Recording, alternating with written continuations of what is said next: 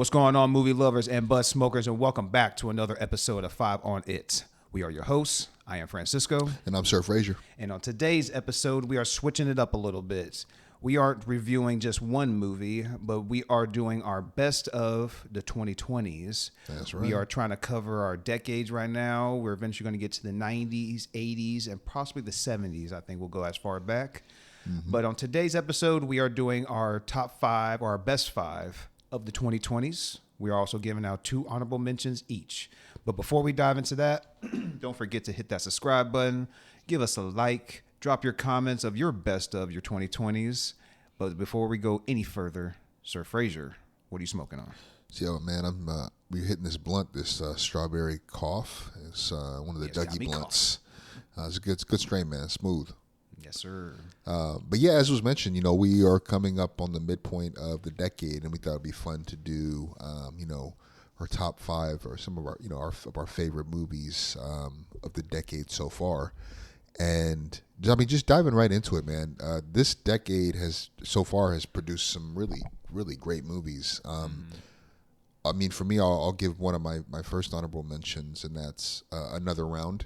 Was a big fan of that movie. Foreign flick.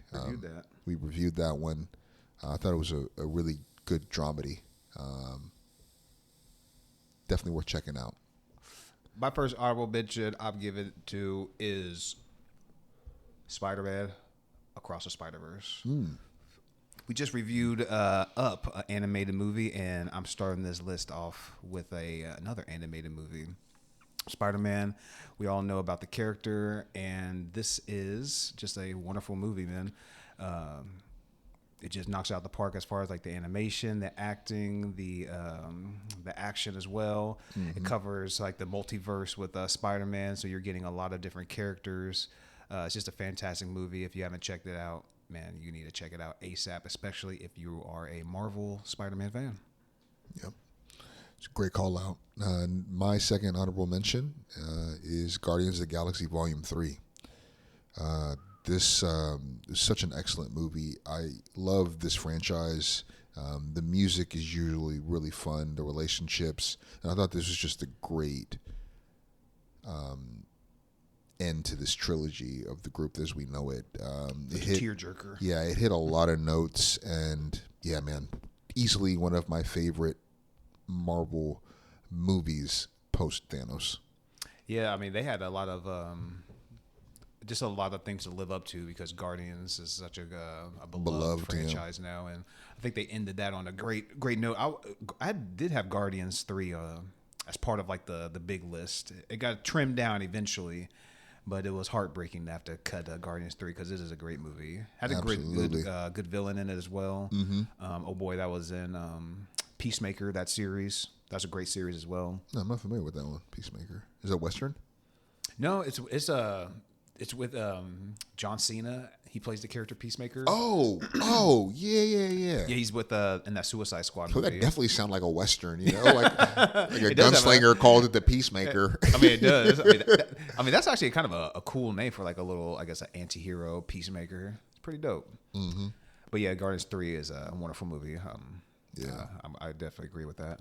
For my second and last honorable mention, I was like, should I say this one or should I say the other one? We had a long list. We were going to give out a few more, but we're not going to do that.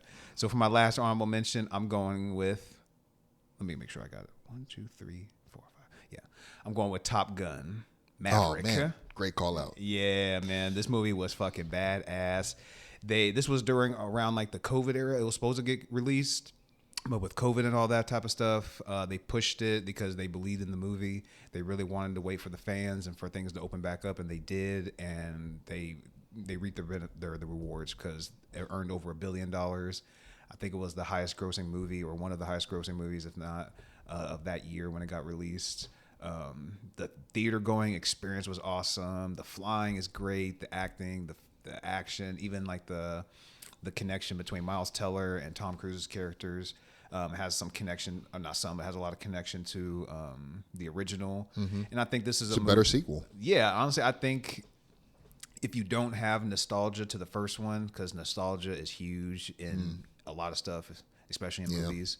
I'm guilty. If you, yeah, if you don't have nostalgia to the first Top Gun, I don't think there's any way you can watch both of these movies and not think that Maverick just kicks the first one's ass. I mean, granted, they may have it on soundtrack, but everything is so much better just because the story character Yeah, is the story is deeper. Yeah, man. And even at the end, I don't want to spoil it if you haven't seen it, but Top Gun Maverick, I wanted to throw it in there because theater going experience is huge, and man, being in the theater watching during all those scenes and stuff like that, it was Dude, from the jump, it's great. I mean, the visuals of this movie. I mean, they were smart. Sound, too. Yo, they knew what they were doing, man, because they wanted to wait until theaters opened, and they had a budget of 170 mil, and they made nearly 1.5 bill. So, man, people love this movie. Dude, towards the beginning, I'm not sure. And they showed up to see it. I think it was the beginning when Tom Cruise flies over Ed Harris's character. Mm-hmm. And Where he's going to Mach 5? Yeah. Oh, man. And it just feels like you can almost feel the wind when he blazes past the dude. Fantastic movie. And if it somehow gets re-released in theaters, go see that for sure. Yep. Indeed. All right, so Ben, jumping into our top 5. You want to kick us off this one? Well, I mean, we should. Are you want to call it top 5 or just best 5? These are I'm sorry. These are our best 5. They're not in order. Okay, I want to be clear. They're the best of the 2020s so far. So yeah, good call out. So you want to kick us off? Honestly, yeah, I'm going to kick us off with the movie that I for sure that's going to be on this list. Mm-hmm. You want to say it for me? Deadpool Wolverine. No. No, sir. It is not Deadpool Wolverine. Oh, Guardians? Want to do Guardians? Nah. Oh, wait. No, oh, you don't know? Hold on. Best movie. I thought you would for sure. Oh, John Wick. Yes, sir. Oh, yeah. John Wick, number 4, to be more exact, because, it didn't get released in 2020. But John Wick, number 4, this movie, to me, takes action to a whole nother level with some of, the camera shots and just, the stunts that they pull off. They amplify the story even more. The side characters are even more fantastic. The world as a whole just gets expanded. Something that started out as small as just a hitman wanting to get a revenge for his dead dog that his dead wife gave him has just exploded into a big, I guess you could almost call it a universe in a way, because Ballerina is now coming out. That's a side project. Looks good too. Looks awesome. So John Wick 4, if you're into action movies, I feel like this is just a feast for you to check out. So yeah, John Wick 4 is my first movie in my best of. Yeah, it's a good call. I mean, I definitely should have known that was going to be on there, and I got to it eventually. But I was like, Deadpool Wolverine, because I assumed that was going to be on your. I definitely was like, yo, he's got to have that. He's probably going to have that, right? I would bet money on that. Actually, we'll find out if you actually had it. I was saying I would have bet one of my homies, but it sounds like it might not be. I'm going to spoil it for you that it is not. Oh man, I'm shocked, bro. I like Deadpool Wolverine. I liked it a lot, but there was just a few other movies that I enjoyed during this. I know Dune is going to be on your list. Oh, yeah. Well, actually, was it Dune or Dune 2? Or both? Dune 2, I'm sorry. Dune 2. I will start that off with my next one since you know. All right. So for me, I'm going to just get this out the way. Godzilla -1. Oh, yeah, dude. I was about to put this on my list, too, because I just saw this a couple weeks ago. Bro, this is your movie. So this movie was dropped in 2023, directed by Takashi Yamazaki. Man, this movie is phenomenal. I loved the storytelling. The themes of collective societal PTSD and the resilience in facing this unprecedented monster in post World War II Japan. I love the human stories of this movie. It was so powerful. The script was really well written. And, oh, by the way, the special effects of Godzilla were fucking excellent, as well as the devastation scenes where we see when the fucking cameraman, the camera crew, and the newsman are on the roof that's about to collapse. It was just it was wild. But, I mean, it's so visually, it's really impressive. Dude, they didn't even have like a crazy budget No. either. Like the budget's not like very high. 10 mil. Some of the camera shots too, like when you see Godzilla coming out the water, it's like, bro, like for me, like they put an emphasis on like his eyes. To me, they don't really do that too much in the movies, but like I don't know, they just made Godzilla look just way more terrorizing or terrifying, I should say. Terrorizing and terrifying. Yeah, and also something that I thought about when I was adding this to the list, it was like thematically, this movie came out at a time where we as like a civilization, like, and not just American society but global civilization, was dealing with the aftermath of COVID-19, which was really scary for many people, and that was like a really tense time. And so kind of seeing this movie where there's this society that's kind of grappling with, the circumstances. I don't know. I thought it was interesting that there was a interest in retelling this story given that time where we were in civilization, like globally. Yeah. You know what I mean? Well, yeah. Does that make sense? I don't know. What do you think? Yeah. I mean, they were just like coming off from the aftermath of the war and everything and like the destruction and then just seeing Godzilla come at like it just couldn't come at a worse time. It's almost, I mean, I guess it made me think of Invincible when Invincible just went through all of the trauma, all of the marks that came from other multiverses, and so you just deal with all this destruction across your planet now, and then Conquest now just shows up, and Conquest is Godzilla pretty much, and it's like, we just went through a catastrophic thing, and now this motherfucker's here. It's like, not a good time. This is not a good time, man. Can you come back in like a couple years or something when we build our shit back up? So that movie is fantastic. It was close to being on my list as well. Yeah. Right. Back to you, man. Yeah. Well, I said I was going to start it off, and you already knew what it was going to be. Dune Part 2. This was my number one movie of last year. This movie is fantastic. And honestly, I was not a big, I mean, I do like sci-fi, but I kept hearing a lot of stuff about Dune 2, and how like it was just this, actually before Dune 2 came out, it was Dune first that was getting the praise, and how like rich the story is and the effects and Chalamet and yada, yada, yada. And then when you just start hearing that type of glaze, it's like, all right, this better be pretty good. Yeah. And honestly, when I watched it, I just watched it on Netflix. I was actually like pretty hyped up. So I was like, damn, this was actually pretty badass. And if the second part is really supposed to be when things like kick off, I'm like, shit, I can't wait for the second one. And the second one's coming out maybe a couple weeks after I saw the first one. So watching Dune 2, I was thoroughly pleased. The performances are fantastic. Seeing Austin Butler as, I can't remember what his name is, but after watching him as Elvis and seeing him in this role is such just contrasting roles for him. The cinematography too was just really impressive. I mean, like the horizons that they captured, the set design I remember was really dope. Yeah, visually, I mean, I had to have gotten nominated. I don't remember if it won though, but it definitely was recognized for its for at least its visual effects and cinematography, right? I think it did win. For one of those two, for effects or cinematography. I know it was up for a couple other awards that unfortunately it didn't come away with, but I know it came away with something like that.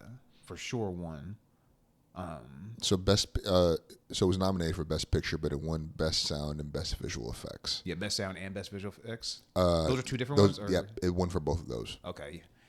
Which Separate rightfully so. awards. I mean, like I said, like the visual effects, like when they go to the planet of like those, I can't remember the names of the people, those pasty ass white folks, and like when they show like they have like the birthday party and they show like the fireworks going off, how it just looks like ink blots and everything in the sky. Visually looks fantastic. The fight scenes are great. Yeah. So interestingly, it won Best Cinematography for Dune 1, but it was nominated for Dune 2. What won for? It won for Dune 1. No, I mean, what did win for Best Cinematography? Instead of Dune that 2? year? Yeah. Let's see. Maybe Wicked or something, I'm guessing. 97th.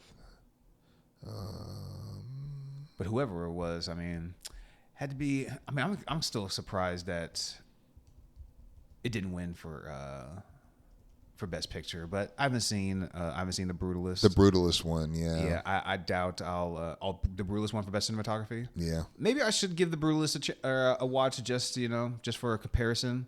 But what I've heard that like I totally get why Nosferatu was nominated. Yeah. That was very beautiful visually. Well, what I hear with The Brutalist that is just it goes on a little bit too long, and it kind of has like it ends like a little bit bleak, and it almost they say like it kind of like beats the main character down, like makes you feel really bad for him, just like throughout the whole movie, and then maybe at like the last little bit, it's like oh, it actually worked out for him in the end, and it's like you didn't show us that, so I guess you didn't really get that. This is kind of what I've heard, just through a few names out there. But eventually, maybe I'll check it out just to have for comparison. But Dune 2 is fantastic. If you're into sci-fi, definitely check it out. The cast fantastic as well. Not too many bad things I can say about this movie. It's pretty long, and actually, I went to the theater twice to see it. And oh damn, I don't usually go. I go to the theater as much as I can, especially with like my job and everything. But I don't really go to the theater to see the same movie. Like if I'm going to go to the theater, like I'm going to go to see something different after another. Yeah. I don't want to go see the same movie over and over. But after watching Dune 2, I was like, I gotta watch this shit again. Because there were some fantastic scenes in this. But Dune 2 is my second best movie of 2020 decade. Man, also a really good start. I'm really curious to hear some as we get deeper into these lists. And so far, I just got sequels too. Yeah.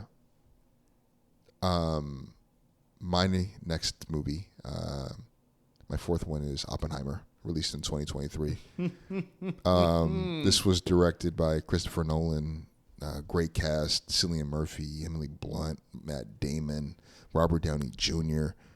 I loved this movie, and I loved Nolan's approach to storytelling, using the black and white versus the color, and then just giving these details of this decade-long beef between Strauss, played by Robert Downey Jr., and Oppenheimer. It felt like I was witnessing like a Shakespearean tragedy, both in terms of like what happens primarily in terms of what happens to Oppenheimer and him unleashing this world-ending weaponry and him wrestling with the world that's created. And I thought it was such a powerful movie. It's very dialogue driven, and I think because of that, unfortunately, it can and will lose some people. But I also think because there's so much happening in the story, there's so many relationships and things that happen in those relationships that create rifts that are leveraged against him, and so it's important. I think it does require more than one viewing, and it rewards, I would think, as a result of that. It rewards the viewer. Yeah, I mean, this is actually on my list as well. So I would actually just mention like this will be the next movie I was going to take as well. Yeah. And even some of the small parts like Josh Hartnett or Rami Malek that still play a huge Casey role. Affleck. Yeah, God, Casey Affleck played his menacing dude, such a menacing character, especially when you know what his purpose for being there is. This is another movie that I watched it at home twice. But as soon as I watched it, I literally just turned it back on. I was like, I'm not gonna do nothing else, so I'll just rewatch it again because Christopher Nolan just has a way of just telling a story. Like he doesn't need to put a bunch of action into the movie for you to be lured in with the story, and especially because it's based on a true story. So you just have that material to draw from. Yeah, exactly. And so when you have a true story, I feel like as a viewer, you're just a little bit more connected to it because it's this is based on real life. I mean, yeah, you could still have connection to fantasy and all that type of stuff, but when you can actually go up and look up records and real people and see real photos and stuff like that, you just have that good connection to it. Yeah, I mean, and one thing I definitely wanted to ask you, because I know you're a big Nolan fan, as am I, but I think you probably are a bigger fan. Do you think this is his best picture? I think this is probably his best movie. It's not my favorite Christopher Nolan movie because I think Inception might be my favorite Christopher Nolan movie. I love that movie, but this might be his best movie that he's put together. Objectively, yeah. And then granted, since he won Best Picture for it as well.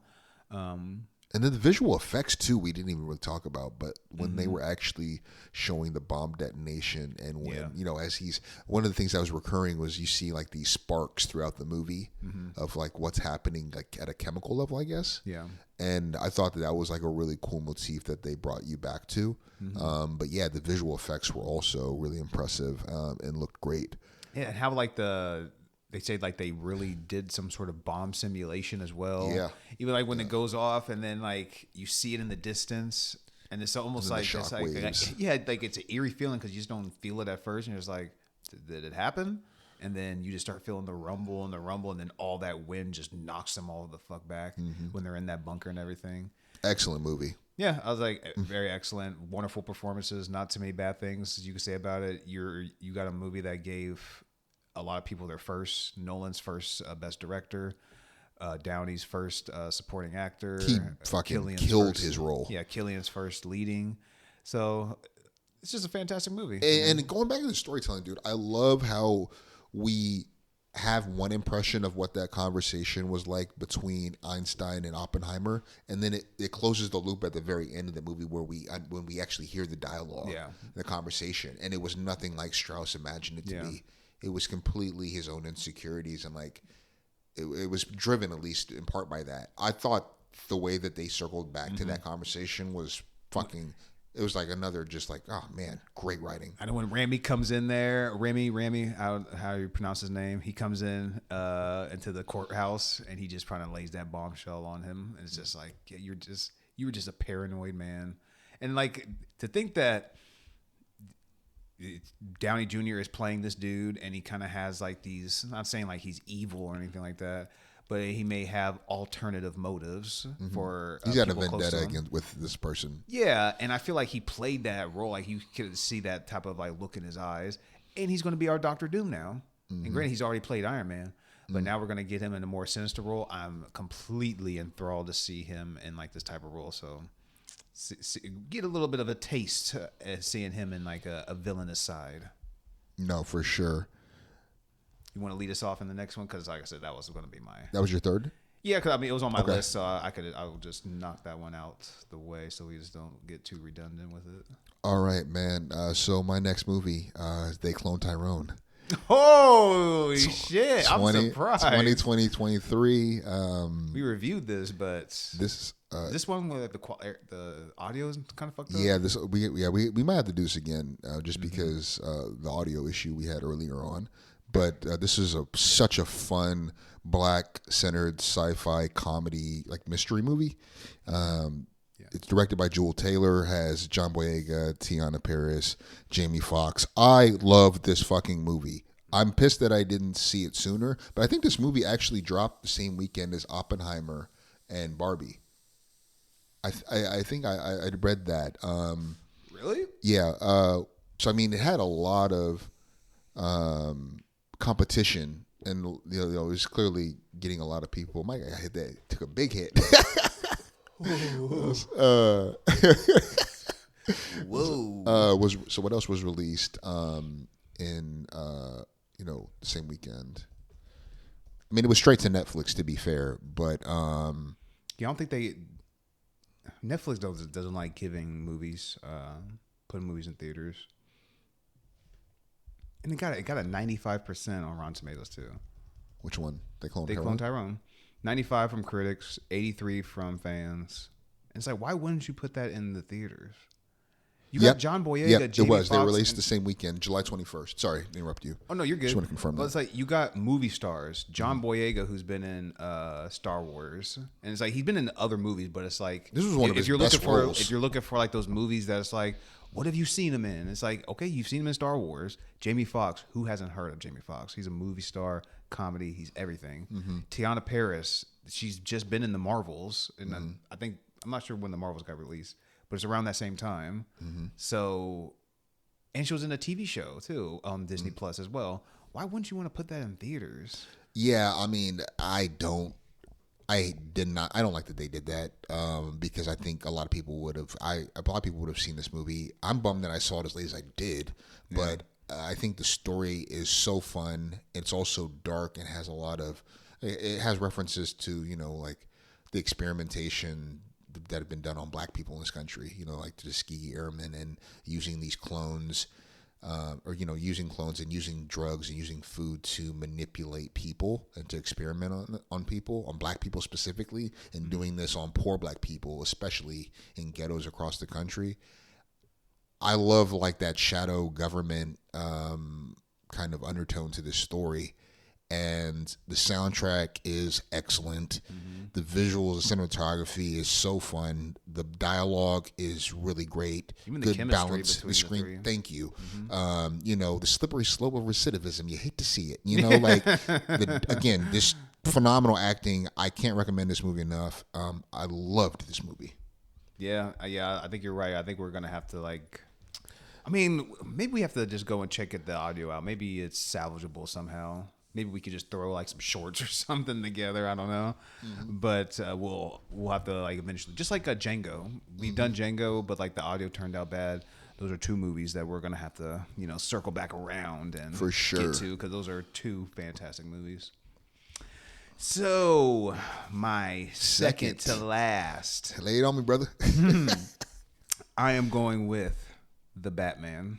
Ooh, Yes, okay, sir. okay. Robert Pattinson, Twilight Boy. Twilight Boy. What happened to that boy? Dude, after watching the Batman, first hearing that he was going to play, I've been seeing Robert Pattinson in too many movies. All I've known was for Twilight, but I'm not one of those jaded ass fans who are just going to jump down throats. Hard to please. Yeah, hard to please. I was dude, I'm not in that position to judge an actor or directors. I wait until the finished product is put in front of me, and then I judge on that alone, because that's all I can judge.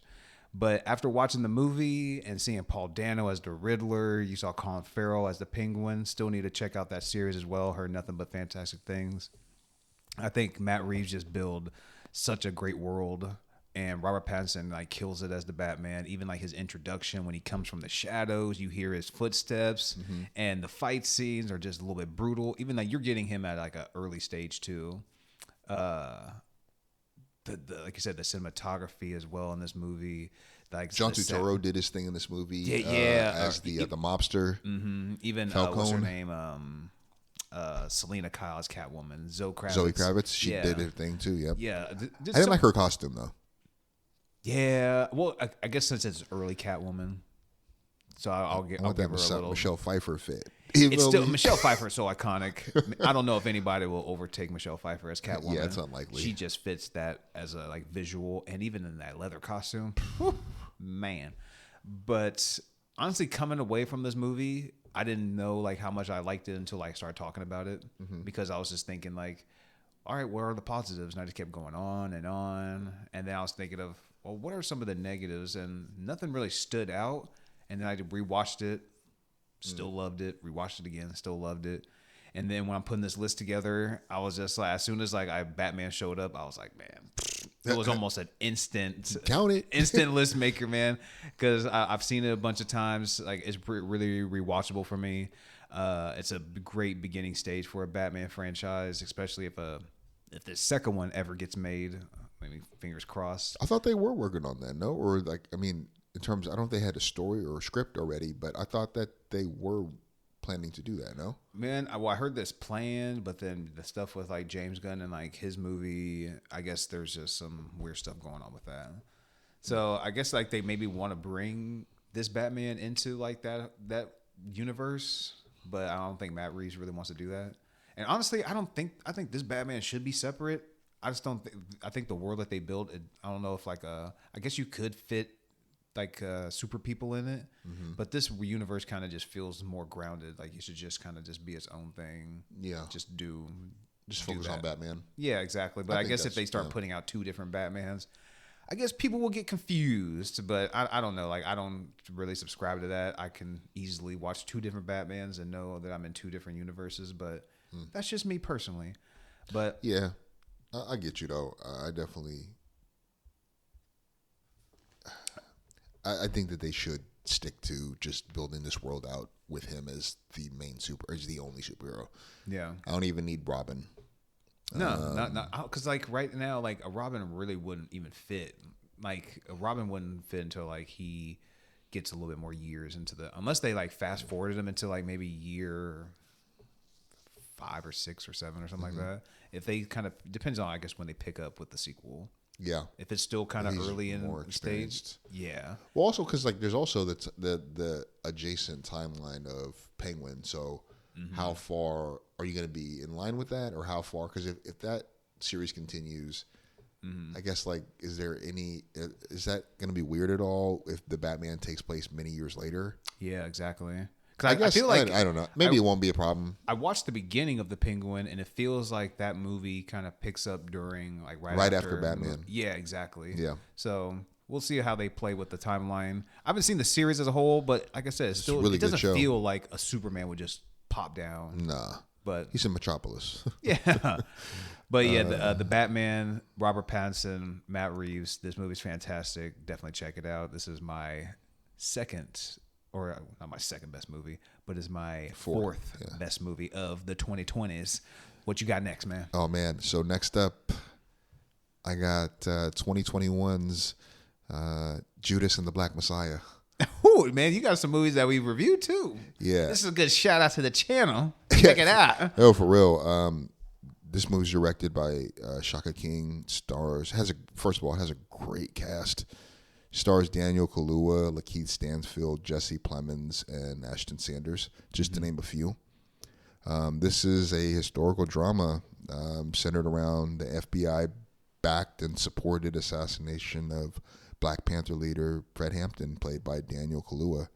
It's also, this movie, I describe this movie as, it's something like The Departed, except, instead of law enforcement infiltrating the mafia, they're trying to infiltrate and destabilize the Black Panther organization. And I hope most of our viewers understand that those two organizations are very different. The Mafia and the Black Panthers are not synonymous. Yeah. It's a really bleak movie, but it's so well done, man. You're on this journey of watching this very influential and young and inspiring leader bring people together, whether they're Black people, Puerto Ricans, the poor whites, trying to create rainbow coalition, right? The original Rainbow Coalition, to address the systemic issues that are plaguing their communities. And I thought seeing that, and then also seeing Lakeith Stanfield's character, who is the infiltrator, seeing him become increasingly in conflict with what the FBI is feeding him and what he's actually seeing with his own eyes, working beside Fred Hampton. It's just an incredible movie. I feel like this movie should be required watching in high school. It's such a powerful story about a very ugly moment in this country's history. But go see it. It should be just like how we watch. I've seen Glory. I remember watching Glory in school. The Patriot. Mm-hmm. They could easily put this in schools. Depending on what grade, obviously. Yeah. But I agree with that. And it's good to see Kaluuya and Lakeith in another movie. We just reviewed Get Out. Yep. And so just seeing them, definitely seeing them in a more prominent role. Kaluuya is the lead in both of these movies, but seeing Lakeith in a little bit more prominent role and getting nominated as well. They both, I don't think they won, but I know they both got nominated for their parts in this picture. So give them a little shout out for that as well. It was one of those movies too where they were both main characters. I feel like that was almost like a 50-50. Yeah. Or something very close to that in terms of the story time we got with each of those characters. But yeah. I think they gave Lakeith the supporting nomination. Yeah. But excuse me. Absolutely as far as deserved. As far as, I think that's just more of a strategic thing though. Because he could, like you said, he could have easily been nominated for lead. I think they just wanted to try to give them both yeah, they both got best chance. supporting actor, which was weird. They both got supporting? Yeah. So it was nominated I thought Kaluuya got nominated for best lead. So it was, they got nominated for best picture, best supporting actor, and winning best supporting actor which was Kaluuya, as well as Best Original Song, Fight for You by, I think that's by her. Dude, man, that soundtrack also, to call out, was really good. But yeah, dude, I think this is not only one of the best movies of this decade so far. This is definitely, in my opinion, one of the best movies of this century. I think this movie is phenomenal. I totally forgot that Jesse Plemons was in this movie too. He's great too. Every time I see him in a movie, like he's always going to give it 1,000%. Just like his small role in Civil War. Oh yeah. What kind of American are you? Like, with his shades. That's the standout scene of the movie. Yeah. Jeez. All right, man. That's my fourth one, though. What about you, man? All right, man. My final movie of the 2020s. I'm going with a movie that got released this year, starring Demi Moore. Whoa! The Substance. Damn. Yes, sir. I was not ready. Nice. I don't think this made the I think I missed this list on the best of the year. You hadn't seen it yet? Yeah, because I didn't see it yet. And I finally watched it not too long after we put that out, honestly. And this movie blew me away, honestly. Like, I loved damn near everything about it, from like the soundtrack, the score, like even like it's like I'm very particular with like horror, I guess, because I love slashers usually. And so when we go into like this new age horror, I'm like, all right, some stuff hits for me, some stuff doesn't. And this was just like body horror on a different level. And even some visual shit, like how they zoom in and they show Dennis Quaid's character just eating this shrimp. Bro, it's fucking... I haven't seen this one yet. Bro, it's so disgusting looking. And they just do different tricks with like horror. That's not, I guess, typical. Like I said, like when I'm usually horror, I'm just like, man, I want to go back to the 80s with my Jason and Freddy. But so when we go to new age horror, like Don't the forget new Michael. and Michael and Scream, Chucky, all those classics. But when it's like the new horror, it's very hit or miss with me. And this was just a mega hit, man. Demi Moore does her thing. Yeah. Even with like some of the memes that's come out, like, I mean, I'm glad she got a nomination. Would I've given her the best lead? Probably.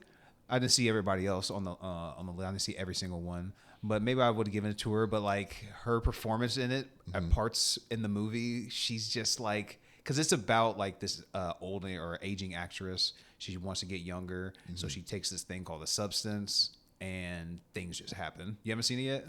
I'm familiar with the story, but I haven't seen it. Yeah, just check it out, bro. I've heard great things from fucking everyone wild. that have seen And they it. always talk about, me and my girl watched it, respecting the balance. So we always just like be like talking to each other, like passing each other, like respect the fucking balance. All right, you need to chill right now.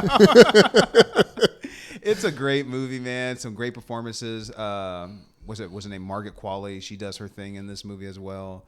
But like I was saying, like there's parts where she's seeing the Margaret Qualley's character on TV, and she's just like getting a little bit older, and she's just pissed off because she's not respecting the balance. You'll understand it once you actually watch it. Okay. And she's just like, oh, you little bitch, and they just edited how the girl from Anora, how she won, and then they just how they posted together. They show Anora's character, Madison, whatever her name is, winning the award, giving her acceptance speech, and then it cuts to Demi Moore's character in that movie, The Substance, saying that little shit. It's just a funny ass edit, and when you see her like in the movie, bro, it would all make sense, bro. Okay, but standout horror movie, and I'm glad it's got its flowers, because you just don't see horror movies too often like getting its flowers, like especially like in the Oscars and all that type of stuff. Yeah. So seeing her get nominated, I don't think the movie got nominated for Best Picture, but it did get nominated on some other awards,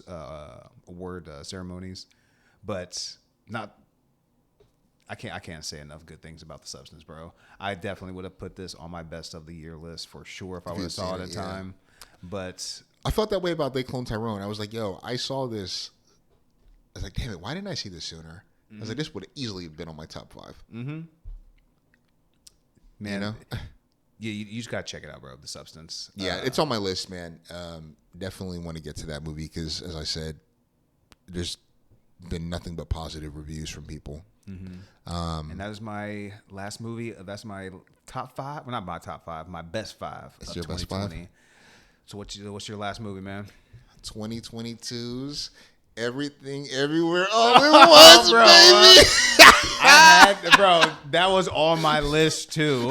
I had to cut it out. I was like, should I say this? Or I'm like, fuck, I'm cutting it. All right, I'm cutting it. Yo, I fucking gush over this movie. I love this movie. It's fucking so much fun. It's so original. It blends so many fun genres with science fiction, martial arts. I love the immigrant story that's beneath this. I love like the very, very terrifying experience of a person being audited by the IRS. Like the real villain in this movie. This is honestly, in my opinion, has a legitimate argument to be the best multiverse movie that's been made. And I'm including Marvel in that. I think the way that they did this and the variation, the various multiverses that we experience over this story, whether it's the fucking long fucking sausage fingers or hot dog fingers, was so or the rocks, or seeing what Evelyn's life would have looked like if she had never stayed with her husband, if she had never left China, right? Am I mistaken? I believe they were Chinese.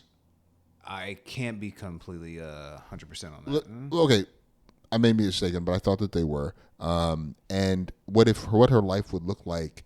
Well, because Evelyn, what her life would have looked like if she hadn't left with Waymond. But man, Chinese American. the actors, man, Michelle Yeoh, Ki Hai Wan. I'm not sure if I'm pronouncing. Kwan. Yeah, I mean the acting. I mean even I gotta also give credit to Jamie Lee Curtis. She plays a really great heel in this movie, and seeing her different iterations over the universe. And there's so many just really rich themes. I mean, this movie it cleaned house at the Oscars, man. Best Picture, Best Actress, Best Supporting Actor, Best Supporting Actress, Best Director, and Best Original Screenplay. Just name. Oh wait, I think it got edit. Yeah, it got editing as well. Dude, man, like I said, I love this movie. I think people who say, "Oh, there's not enough original stories," I point to movies like this, and this is another really excellent movie that came from A24. And man, one of my favorite fucking production homes or houses right now. And honestly, when it did make some decent money, but still, it should have made a lot more for as good as well made this movie is. For its budget, it killed it. I mean, for its budget, it killed it. 14 to 25 million on budget, made 143 million.